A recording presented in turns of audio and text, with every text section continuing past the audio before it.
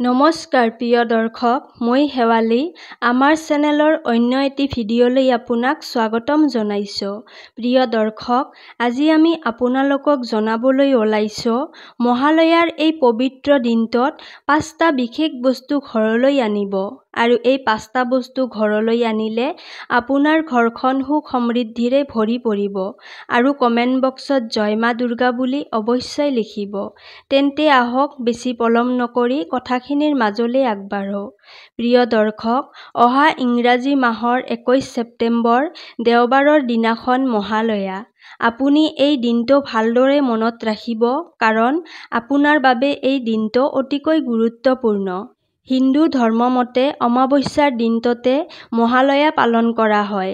মহালয়া মানে হৈছে পিতৃপক্ষৰ অন্তিম দিন আৰু একে সময়তে দেৱী পক্ষৰ আৰম্ভণি। এই দিনা আমাৰ পিতৃপুৰুষৰ আত্মাৰ শান্তিৰ বাবে অৰ্ঘ্য তৰ্পণ কৰা হয়। বিশ্বাস কৰা হয় মহালয়াৰ পৰাই মা দুৰ্গাৰ আগমনৰ দুৱাৰ খোল খায়। মানুহে বিশ্বাস কৰে যে এই দিনাই মা দুৰ্গা মৰ্ত্যলোকত আগমন কৰিবৰ বাবে প্ৰস্তুতি লয়। পৌৰাণিক কাহিনী অনুসৰি বহুদিন আগতে মহিষাসুৰ নামৰ এজন অসুৰে পৃথিৱীত মহা অত্যাচাৰ কৰিছিল। দেৱতা আৰু ঈশ্বৰেও তাক পৰাজয় কৰিব পৰা নাছিল। তাৰ পিছত সকলো দেৱতাই একলগ হৈ মা দুৰ্গাক সৃষ্টি কৰিলে।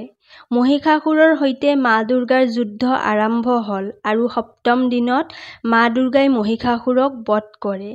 সেই সময়ৰ পৰাই মানৱ সমাজে বিশ্বাস কৰে যে মহালয়াৰ দিনৰ পৰাই শক্তি জাগৰণৰ আৰম্ভণি হয়। এই মহালয়াৰ দিনটোত আপুনি ঘৰত কি বস্তু আনিব যাৰ ফলত আপোনাৰ ঘৰৰ পৰা নিগেটিভ শক্তি আঁতৰি পজিটিভ শক্তিৰ ধাৰা বব। দেৱীৰ আশীৰ্বাদ সেইটো পৰিয়ালতে থাকে যিটো পৰিয়ালৰ লোকে এই 5টা বস্তু মহালয়াৰ দিনাখন ঘৰলৈ আনে। এই মহালয়াৰ দিনটোত মহা সূৰ্যগ্ৰহণ হ'বলৈ গৈ আছে। এই দিনাখন দেৱীৰ আশীৰ্বাদ পাবলৈ আপুনি এই 5টা বস্তু ঘৰলৈ নিশ্চয় আনিব। 21 ছেপ্টেম্বৰ ৰবিবাৰৰ দিনা সূৰ্যগ্ৰহণ কেতিয়া আৰম্ভ হ'ব আৰু কেতিয়া শেষ হ'ব সেই বিষয়ে আমি আপোনালোকৰ লগত বিস্তাৰিতভাৱে আলোচনা কৰিম। তেন্তে আপুনি ভিডিঅ'টি আৰম্ভণিৰ পৰা শেষলৈকে ভক্তি সহকাৰে অৱশ্যই শুনিব। আৰু যদি আপুনি আমাৰ চেনেলটোত প্ৰথমবাৰৰ বাবে আহিছে, দয়া কৰি চেনেলটো ছাবস্ক্ৰাইব কৰিব, লগতে ভিডিঅ'টিত এটা লাইক কৰি দিব। আহিন মাহৰ 4 তাৰিখ, ইংৰাজীৰ ছেপ্টেম্বৰ মাহৰ 21 তাৰিখ ৰবিবাৰে মহালয়াৰ লগতে আছে মহা সূৰ্যগ্ৰহণ। মহালয়া আৰম্ভ হোৱাৰ লগে লগে মা দুৰ্গাৰ আগমন ঘটে। পুৰাণত কোৱা আছে যে মহালয়াৰ দিনা মা দুৰ্গাই মহিষাসুৰক বধ কৰাৰ দায়িত্ব গ্ৰহণ কৰে। ব্ৰহ্মাৰ বৰপ্ৰাপ্ত কোনো মানুহ বা দেৱতাৰ পক্ষে মহিষাসুৰক বধ কৰাটো সম্ভৱ নাছিল, যাৰ ফলত অসীম ক্ষমতাশালী মহিষাসুৰে তাৰ নিজৰ ক্ষমতাক দেখি গৌৰৱ অনুভৱ কৰিছিল। এজন এজনকৈ সকলো দেৱতাকে স্বৰ্গৰ পৰা খেদি পঠিয়ালে। ব্ৰহ্মা, বিষ্ণু আৰু মহেশ্বৰে তেতিয়া বাধ্য হৈ একেলগে মিলিত হৈ মহামায়াৰ ৰূপে এজনী শক্তিশালী নাৰীৰ সৃষ্টি কৰে। দেৱতাসকলে দান কৰে 10টা অস্ত্ৰ। দেৱী দুৰ্গাই মহিষাসুৰক যুদ্ধত পৰাস্ত কৰি তেওঁক বধ কৰে। মহালয়া হৈছে সেইটো দিন যিদিনা দেৱী দুৰ্গাই এই মৰ্ত্যত অৱতৰণ কৰিছিল বুলি বিশ্বাস কৰা হয়। পিতৃপক্ষৰ শেষত আৰু দেৱী পক্ষৰ আৰম্ভণিৰ দিনটোত মহালয়া হিচাপে উদযাপন কৰা হয়। দেৱী দুৰ্গাৰ পূজা হিন্দু ধৰ্মাৱলম্বী লোকৰ এক ডাঙৰ উৎসৱ। হিন্দু ধৰ্মাৱলম্বী লোকৰ মাজত মহালয়াৰ দিনৰ পৰাই পূজাৰ আনন্দ আহি পৰে। হিন্দু শাস্ত্ৰ অনুসৰি মহালয়াৰ দিনা দেৱী দুৰ্গাই অশুভ শক্তিৰ বিনাশ ঘটাইছিল। এই বিশেষ দিনটোত দেৱী দুৰ্গাই মহিষাসুৰক বধ কৰি অশুভ শক্তিৰ বিনাশ কৰি শুভ শক্তিৰ আৰম্ভণি কৰিছিল। যদি আপোনাৰ ঘৰত কোনো ধৰণৰ অশুভ শক্তিৰ ফলত অশান্তি সৃষ্টি হৈয়ে থাকে, তেন্তে বিশেষকৈ মহালয়াৰ দিনা এই শুভ দিনটোত এই 5টা বস্তু অৱশ্যই কিনি আনিব। এই 5টা বস্তু বজাৰৰ পৰা কিনি আনি আপোনাৰ ঘৰত স্থাপন কৰিলে আপোনাৰ পৰিয়ালৰ সুখ সমৃদ্ধি বৃদ্ধি পোৱাৰ লগতে দৰিদ্ৰতা শেষ হ'ব বুলি বিশ্বাস কৰা হয়। অমাৱস্যা তিথি আৰম্ভ হ'ব আহিনৰ ৩ তাৰিখ ইংৰাজী ২০ ছেপ্টেম্বৰ শনিবাৰে ৰাতি 11:54 আৰু শেষ হ'ব আহিনৰ ৪ তাৰিখ ইংৰাজী ২১ ছেপ্টেম্বৰ ৰবিবাৰে ৰাতি 1:24। এই অমাৱস্যাৰ ব্ৰত পালন কৰিব লাগিব ২১ ছেপ্টেম্বৰ ৰবিবাৰে। অমাৱস্যাৰ পৰৱৰ্তী তিথিৰ প্ৰতিপদৰ পৰা আৰম্ভ হয় দেৱী দুৰ্গাৰ আৰাধনা আৰু এই মহালয়াৰ দিনা পৰিছে বছৰটোৰ শেষ সূৰ্যগ্ৰহণ। কিন্তু ভাৰতত এই সূৰ্যগ্ৰহণ দেখা নাযাব। এই সূৰ্যগ্ৰহণ ভাৰতৰ সময় অনুসৰি ৰাতিৰ সময়তহে হ'ব। মহালয়াৰ দিনা সূৰ্যগ্ৰহণটো ৰাতিৰ সময়তেহে হ'ব। ২১ ছেপ্টেম্বৰ ৰবিবাৰে ৰাতি 11টাৰ পৰাহে সূৰ্যগ্ৰহণ আৰম্ভ হ'ব আৰু শেষ হ'ব মাজনিশা ৰাতি 3:23। এই সূৰ্যগ্ৰহণ ভাৰতত অদৃশ্য, সেইবাবে এই গ্ৰহণৰ সূতকাল নাথাকে। বাস্তুশাস্ত্ৰ মতে মহালয়াৰ দিনা আপুনি এটা ময়ূৰৰ পাখি কিনি আনিব পাৰে। এইটো বহুত শুভ বুলি গণ্য কৰা হয়।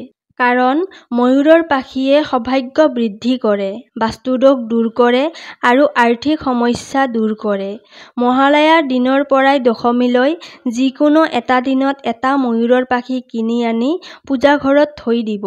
বিশ্বাস কৰা হয় যে এনে কৰিলে ঘৰত নেতিবাচক শক্তি দূৰ কৰি ইতিবাচক শক্তিৰ প্ৰভাৱ পৰে। ময়ূৰৰ পাখিয়ে ঘৰত ইতিবাচক শক্তি আৰু শুভ শক্তিক আকৰ্ষণ কৰে। ইয়ে পৰিয়ালত সৌভাগ্য, সফলতা আৰু সম্পদ কঢ়িয়াই আনে বুলি বিশ্বাস কৰা হয়। এই মহালয়াৰ দিনা ময়ূৰৰ পাখি আনি ঘৰৰ উত্তৰ-পশ্চিম দিশত থৈ দিলে বাস্তুদোষ নাশ হয় বুলি বিশ্বাস কৰা হয়।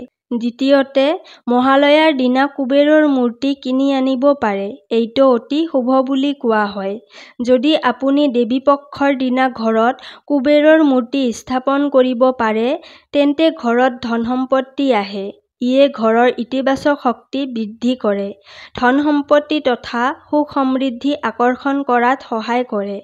বাস্তুশাস্ত্ৰ মতে যদি ঘৰত কুবেৰৰ মূৰ্তি স্থাপন কৰা হয়, তেন্তে অত্যন্তই শুভ ফল পোৱা যায়।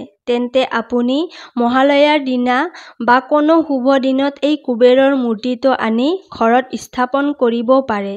মহালয়াৰ দিনটো এটা পবিত্ৰ দিন বুলি ধৰা হয়। গতিকে এই দিনা এটা কুবেৰৰ মূৰ্তি কিনি আনি ঘৰত স্থাপন কৰিলে আপুনি নিশ্চয় সুফল পাব।